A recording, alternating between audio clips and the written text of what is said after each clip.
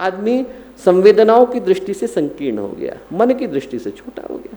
आदमी की दृष्टि में बस इतना आ गया कि मेरी इच्छा पूरी होनी चाहिए, मेरी कामना, मेरा स्वार्थ, मेरा अहंकार, मेरा लोभ, मेरा लालच, ये सर्वोपरि है। बाकी की दुनिया चाहे कहीं को भी जाए, मेरी इच्छा भी पूरी हो जाए, इसी वक्त हो जाए, दूसरे का गला घोंट करके हो जाए, किसी भी कीमत पर हो जाए। ये जब आदमी के मन का मंत्र बन गया तो ऐसा व्यक्ति दूसरे को देखेगा तो उससे कुछ न कुछ छीनने की कोशिश करेगा। रहने को तो क्या होता है कि एक बाड़े के अंदर भेड़ और भैंस भी रह लेते हैं, पर एक दूसरे को सींग गड़ाए बगैर उन्हें चैन आता नहीं। आज मानवता का यही हश्र हो गया है। इंसान जो है रहने को एक दूसरे के साथ रहता नजर आता है, पर मौका मिलता है तो दूसरे का गला घोंटने से चूकता इंसान है नहीं। और ऐसे में कारण क्या है? कारण यह है कि दुनिया की दूरियां घटती जा रही हैं, पर दिलों की दूरियां बढ़ती जा रही हैं। इंसान इस दृष्टि से तो पास आ गया कि यदि यहाँ से व्यक्ति को अमेरिका जाना है, यहाँ से व्यक्ति को लंदन जाना है, यहाँ से व्यक्ति को त्रिवेंद्रम जाना है, यहाँ से व्यक्ति को बेंगलोर जाना है, 2 घंटे में पहुँच सकते हैं। पर आदमी यहाँ की दृष्टि से एक दूसरे से उतनी दूरी लेकर के बैठा है जितनी इंसान यहाँ से चंद्रमा की दूरी लेकर के बैठा है। भावनाओं की दृष्टि से व्यक्ति एक दूसरे से एकदम दूर चला गया।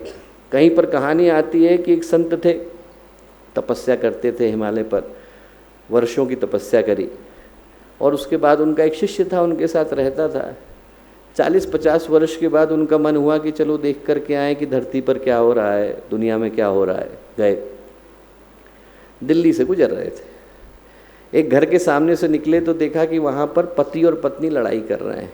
जोर जोर से लड़ाई की आवाज़ आ रही है, चिल्लाने की आवाज़ आ रही है, एक दूसरे पर गाली गलौज करने की आवाज़ आ रही है, घर का सामान फूट रहा है, घर की चीज़ें टूट रही हैं। और बाहर क्या हो रहा है? बाहर मजमा लगा हुआ है, लोग फ़ोटो खींच रहे हैं, वीडियो बना रहे हैं, व्हाट्सएप पे डाल रहे हैं, फेसबुक पे चढ़ा रहे हैं। मदद करने के लिए कोई यहाँ नहीं रहा।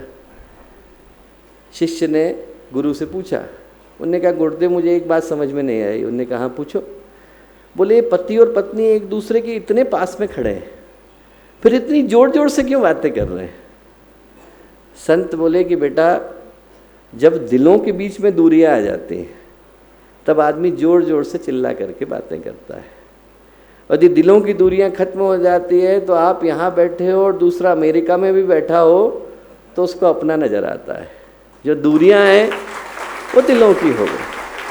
दिलों के बीच में दूरियां होती हैं, मन के अंदर स्वार्थ होता है, मन के अंदर अहंकार होता है, तो आदमी एक ही छत के नीचे बैठता है पर पराया होकर के बैठता है। और नहीं तो एक व्यक्ति यहाँ आए और दूसरा दुनिया के दूसरे कोने में है, दिल जुड़ा हुआ है तो उसको अपना ही नज़र आता है। व्यक्ति की भावनाएं टूट गई, दिल बिखर गए, मन की जो शांति थी वो चली गई। और ऐसे स्वार्थ में व्यक्ति सिर्फ अपने अलावा और किसी की सोचता नहीं। एक कहानी आती थी, बड़ी प्यारी कहानी आती थी कि एक व्यक्ति था गांव में, बड़ा स्वार्थी था। हर व्यक्ति को पता था कि बड़ा स्वार्थी है। एक दिन आ रहा था, आते आते क्या हुआ कि उसकी जेब में 30 स्वर्ण मुद्राएं थी। वो जो थैला था वो गलती से जेब में से निकला और कहीं पर गिर गया। घर आया तो देखा जेब टटोली, पैसे हैं नहीं। बड़ा दुखी हुआ, कहाँ गया?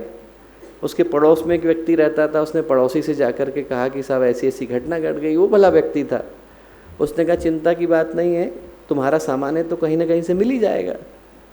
संयोग की बात कि उस पड़ोसी की जो लड़की थी वो बाजार से लौट रही थी। उसने एक जगह मोड़ पर देखा कि घास के अंदर थैला पड़ा हुआ है। थैला लेकर के वो आई, पिता को दिया। उस जमाने में 30 स्वर्ण मुद्रा बड़ी मुद्रा थी, 3 करोड़ के बराबर थी।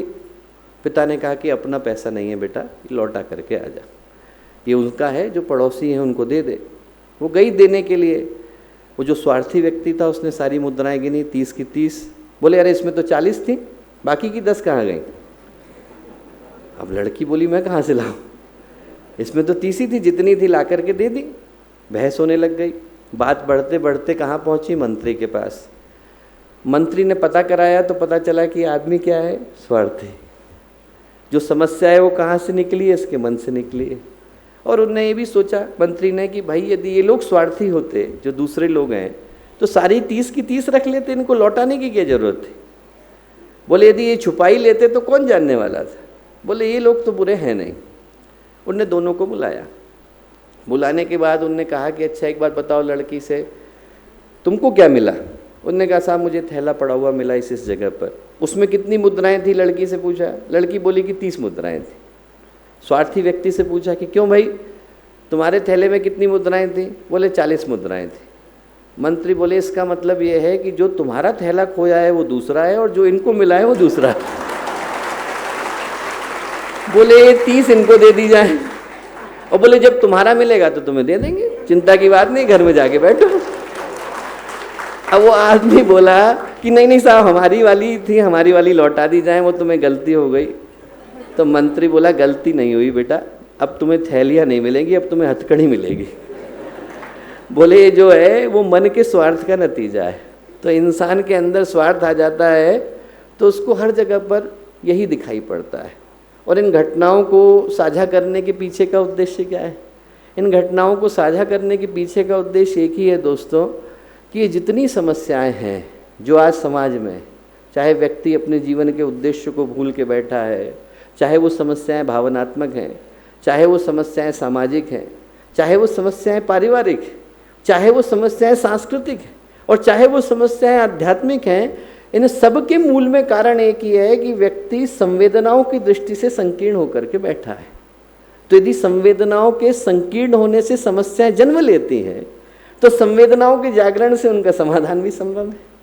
यदि व्यक्ति के दिल के जख्म भर दिए जाएं तो शैतान संत बन जाता है कि नहीं बन जाता?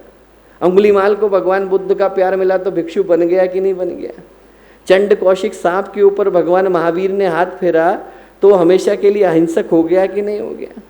जब अजामिल को बालक के प्यार ने तड़पाया तो वो तर गया कि नहीं तर गया?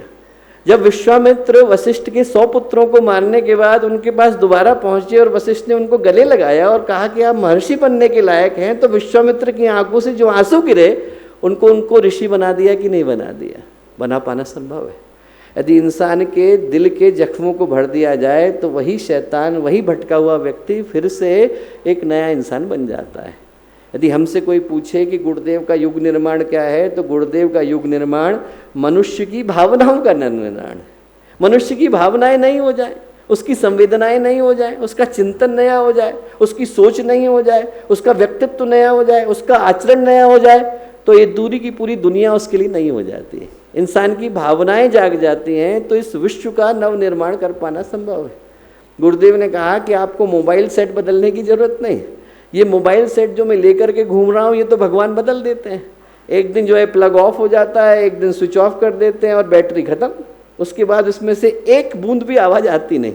ये मोबाइल सेट तो एक दिन भगवान बदल देंगे, पर इसके अंदर का जो सिम है जिसको हम आत्मा कह करके पुकारते हैं, यदि उस सिम में वही मेमोरी है जो पहले वाले सिम में चल रही थी, तो जब उसको नए मोबाइल सेट में लगाया जाएगा तो उसमें आवाज़ें वही आएंगी जो पुराने वाले में निकला करती थी। पहले सिम को बदलने की आवश्यकता है, इस सिम की मेमोरी को डिलीट करने की आवश्यकता है, ताकि जब इसको नए मोबाइल सेट में लगाया जाए तो इसमें से आवाज़ें वो आएँ जो भगवान निकालना चाहते हैं। और वो निकालने के लिए इसके अंदर की संवेदनाओं को जगाने की आवश्यकता है। और संवेदनाओं को जगाने का काम इस पूरे विश्व में, पूरी दुनिया में, पूरे भारत में यदि कोई एक शक्ति कर सकती है तो नारी शक्ति कर सकती है। नारी शक्ति के पास ये ताकत है कि यदि वो चाहे तो इंसान की संवेदनाओं के जागरण के काम को कर सकती है। इंसान की भावनाओं को नए करने का दायित्व किसको मिलता है? माँ को मिलता है। इंसान की भावनाओं को जगाने का दायित्व किसका है? घर की महिलाओं का है, इस नारी शक्ति का है, इस देश की देवियों का है। आप यदि इतिहास उठा करके देखें तो लोग कहते हैं कि साहब भारत में नारियों का स्थान पीछे की तरफ था, उन्होंने इतिहास पढ़ा नहीं। ये देश तो गंगा का है, गीता का है, गायत्री का है। ये देश तो वहाँ है जहाँ पर हमने विदुषी नारियों को पुकारा तो यहाँ पर गार्गी, घोषा, अपाला निकल करके आई, और जब हमने वीरांगनाओं को पुकारा तो यहाँ पर रानी लक्ष्मीबाई निकल करके आई, हाड़ा रानी निकल करके आई, दुर्गावती निकल करके आई, रानी होलकर निकल करके आई। यहाँ पर तो नारियां उस शक्ति का प्रतीक है कि यदि उनके हृदय में वेदना आती है तो वो माँ बन जाती है, और यदि उनके हृदय में वीरांगना का भाव जगता है तो वो रानी बन जाती है। यहाँ पर नारियों के पास वो शक्ति विद्यमान है, नारियों के पास वो शक्ति विद्यमान है कि यदि वो जाग जाएं तो इस देश का जगना अगले ही क्षण में सुनिश्चित हो जाता है। यहाँ पर नारियां वो शक्ति लेकर के आई हैं जो अन्य किसी के पास उस शक्ति को जन्म दे पाना संभव नहीं। भारत में यदि भारत का जागरण संभव है तो नारियों के जागरण से संभव है। रानी लक्ष्मीबाई की कथा आती है, हम लोगों के भाई बैठे हैं वहाँ के उस क्षेत्र के, वो लोग जानते हैं, लड़ने के लिए गई, और जब लड़ने के लिए अंग्रेजों से गई तो उनने सारे राजाओं को मनाया। अब आप शांति कुंज वीडियो यूट्यूब चैनल देखें कभी भी कहीं भी। डाउनलोड करें शांति कुंज वीडियो मोबाइल ऐप, उपलब्ध है गूगल प्ले स्टोर एवं एप्पल स्टोर पर भी।